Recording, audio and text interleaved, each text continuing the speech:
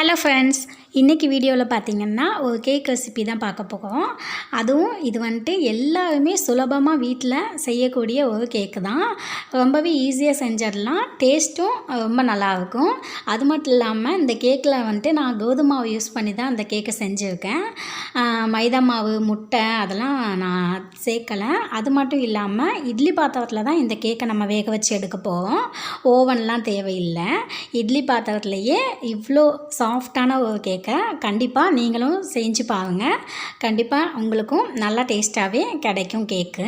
வாங்க இந்த கேக்கை இன்றைக்கி எப்படி செய்யலாங்கிறத இன்றைக்கி வீடியோவில் பார்க்கலாம். வாங்க வீடியோக்குள்ளே போகலாம். என்னோடய சேனல் நீங்கள் ஃபஸ்ட் டைம் பார்க்கறதா இருந்தால் மறக்காம சேனலை சப்ஸ்கிரைப் பண்ணிக்கோங்க. வீடியோ நல்லா இருந்துச்சுன்னா அப்படியே ஒரு லைக் பண்ணிவிடுங்க. இந்த கேக் எப்படி செய்யலான்னா, ஒரு மிக்சிங் பவுல் எடுத்துக்கோங்க. நான் காமிக்கலாம், இந்த கப் அளவுக்கு தான் நான் ஒரு கப் அளவு கோதுமை மாவு சேர்த்துருக்கேன். கோதுமை மாவை நான் முதலே நல்லா சலித்து எடுத்துக்கிட்டேன், எந்த கட்டியும் இல்லாமல். நான் வீட்டில் வச்ச கோதுமை மாவு தான் சேர்த்துருக்கேன். அதோட கூட 1/2 கப் கொக்கோ பவுடர் சேர்த்துக்கோங்க. கொக்கோ பவுடர் உங்களுக்கு சாதாரணமாகவே கடையில் போய் கேட்டிங்கன்னா கிடைக்கும். அதோட நான் நல்ல வெள்ளைச்சக்கரையை மிக்சியில் நல்லா பவுடர் பண்ணி எடுத்து வச்சுருக்கேன். அப்போ தான் நம்ம மிக்ஸ் பண்ணும்போது நம்மளுக்கு எந்தவித கட்டியும் இல்லாமல் ஈஸியாக மிக்ஸ் பண்ண முடியும். அதோட கூட 1/2 சிட்டிகை நீங்கள் வந்துட்டு சோடாப்பு சேர்த்துக்கோங்க. அப்போ தான் கேக் நல்லா பஞ்சு போல் மெதுவாக கிடைக்கும். இப்போது இந்த மாவு எல்லாத்தையும் நல்லா கட்டி இல்லாமல் ஒன்றோட ஒன்று நல்லா மிக்ஸ் பண்ணி விட்டுக்கோங்க. நீங்கள் பீட்டு வந்துச்சுன்னா அதை வச்சு கூட மிக்ஸ் பண்ணிக்கலாம். என்கிட்ட இந்த முட்டை அடிக்கிறது இருந்தனால இதை வச்சு நல்லா மிக்ஸ் பண்ணி விட்டுக்கிட்டேன். எந்தவித கட்டியும் இல்லாமல் மிக்ஸ் பண்ணி விட்டுக்கோங்க. நான் கோதுமை தான் சேர்த்து செஞ்சதுனால ரொம்பவே நல்லா ஹெல்த்தியாக இருக்கும். ஆனால் உங்களுக்கு பேக்கரி ஸ்டைல் அந்த டேஸ்ட் கிடைக்காது. ஏன்னா அவங்க வந்து மைதா மாவு சேர்த்துருப்பாங்க. நம்ம வந்து கோதுமை மாவுக்கு ஏற்ற மாதிரி தான் அந்த கேக்கோட டேஸ்ட் இருக்கும். இப்போ நான் இதுக்கு மிக்ஸ் பண்ணுறதுக்கு தேவையான அளவுக்கு 1 கப் பால் எடுத்து சேர்த்துருக்கேன். இது நல்லா காய்ச்சி ஆற வச்ச பால் தான். இன்னும் மிக்ஸ் பண்ணிக்கிட்டு நம்மளுக்கு தேவைன்னா இன்னும் கொஞ்சம் கூட பால் சேர்த்து நம்ம மிக்ஸ் பண்ணிக்கலாம், ஒன்றும் தப்பு இல்லை. நான் நல்லா பட்டரை உருக்கி ஒரு 5 ஸ்பூன் சேர்த்துக்குவேன்.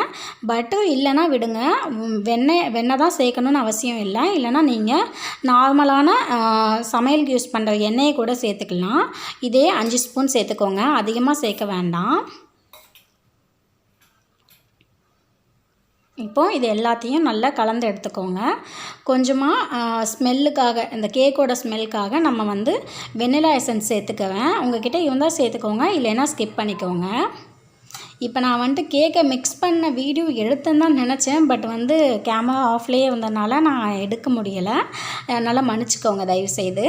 இப்போ நல்லா நான் சேர்த்தது எல்லாத்தையுமே நல்லா மிக்ஸ் பண்ணி எடுத்துக்கிட்டு நான் ஒரு டிஃபன் பாக்ஸில் தான் கேக்கை ஊற்ற போகிறேன். மிக்ஸ் பண்ண பேட்டரை உங்கள்கிட்ட கேக் ரெடி பண்ணுற மோல்டு இருந்துச்சுன்னா நீங்கள் அதை கூட யூஸ் பண்ணிக்கலாம். என்கிட்ட அதெல்லாம் இல்லாதனால எல்லாருமே ஈஸியாக செய்யணுங்கிறதுனால நான் டிஃபன் பாக்ஸ் யூஸ் பண்ணிக்குவேன். டிஃபன் பாக்ஸில் சைடெலாம் நல்லா வெண்ணெய் அப்ளை பண்ணிவிட்டு நீங்கள் வந்துட்டு லைட்டாக கோதுமை மாவு தூற்றிட்டு அதுக்கு மேலே ரெடி பண்ணி வச்சுருந்த மிக்ஸிங்கை ஊற்றிடுங்க. எல்லாத்தையும் நல்லா ஒன்றா சேர்த்துக்கோங்க. சேர்த்துட்டு அந்த டிஃபன் பாக்ஸை 2 தட்டு தட்டி விட்டுக்கோங்க. ஏன்னா கேக் வந்து எல்லா பக்கமும் ஒன்று போல் ஸ்ப்ரெட் ஆகணும். அது வந்து உள்ள ஏர்லாம் அந்த காற்றெல்லாம் இதாகணுங்கிறதுனால கேக்கை 2 தடவை ஒரு ஸ்பூனோ இல்லை ஃபோர்க்கோ வச்சு கிண்டி விட்டுக்கோங்க. இட்லி பாத்திரம் நல்லா 2 கிளாஸ் தண்ணி ஊற்றி சூடு பண்ணிக்கிட்டேன். ஒரு 10 நிமிஷம் ஆயிடுச்சு. இப்போது நம்ம ரெடி பண்ணி அது உள்ளே ஒரு ஸ்டாண்டை வச்சுட்டு நம்ம ரெடி பண்ணி வச்ச கேக்கை அந்த டிஃபன் பாக்ஸை தூக்கி உள்ளே வச்சிடலாம். அந்த ஆவினால் வர தண்ணி வந்து கேக்குக்குள்ளே வடிஞ்சக்கூடாதுங்கிறதுனால நம்ம வந்து அது குழி கிண்ணமாக பார்த்து இந்த கேக்கை மூடி வச்சுக்கிடலாம். ஏன்னா ஃப்ளாட்டான மூடி வச்சு மூடினீங்கன்னா கண்டிப்பாக கேக் ஒரு வேளை புஸ்ஸுன்னு வந்துச்சுன்னா அதில் டச் ஆகும்.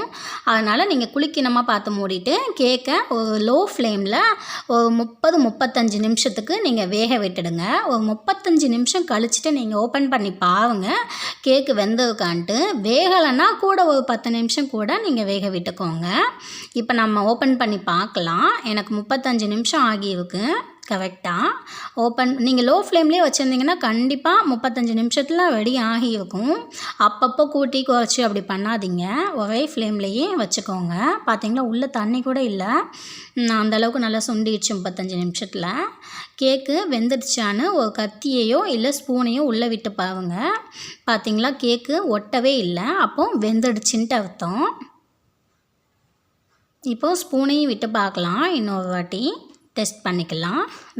நல்லா வெந்துடுச்சு. வேகலைன்னா கண்டிப்பாக உங்களுக்கு அந்த ஸ்பூனில் கேக் வந்து நல்லா ஒட்டி இருக்கும்.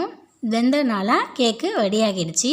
இப்போது 10 நிமிஷம் எடுத்து வெளியில் வச்சுடுங்க. சூடோடு நீங்கள் ஓப்பன் பண்ணாதீங்க, ஏன்னா அது கவுத்துனோன்னா வராது. பார்த்திங்களா எந்த அளவுக்கு கேக் வந்து அந்த டிஃபன் பாக்ஸில் வந்து சைட்ஸ்லாம் அதுவே வந்திருக்கு. நான் எடுத்து கூட விடலை, அந்தளவுக்கு அதுவே நல்லா செப்பரேட்டாக வந்துடுச்சு. இப்போது ஒரு 10-15 நிமிஷம் கழிச்சிட்டு நான் கேக்கை கவுத்திட்டேன். டிஃபன் பாக்ஸில் உள்ள அந்த கோதுமை மாவுலாம் அந்த கேக்கோடு ஒட்டினால நம்மளுக்கு வந்து கேக்கு கிண்ணத்தில் ஒட்டாமல் நல்லா தனியாகவே வந்துடுச்சு. பார்த்திங்களா இந்த அளவுக்கு நல்லா சூப்பராக கேக்கு நம்மளுக்கு ரெடியாகி வந்துடுச்சு. இதுக்கு மேலே நீங்கள் நல்லா பவுடர் பண்ண சுகர் சேர்த்துக்கலாம், இல்லை நீங்கள் க்ரீம் செய்கிறதா இருந்தால் கேக் க்ரீம் கூட செஞ்சு சேர்த்துக்கோங்க.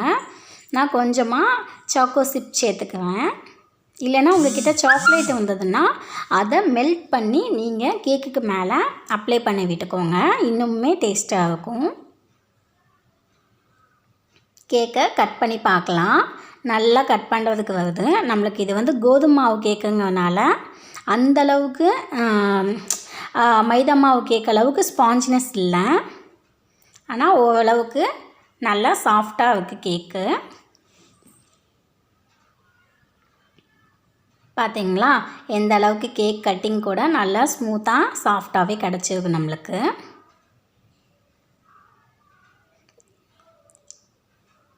இப்போ கேக்கை டேஸ்ட் பண்ணிடலாம்.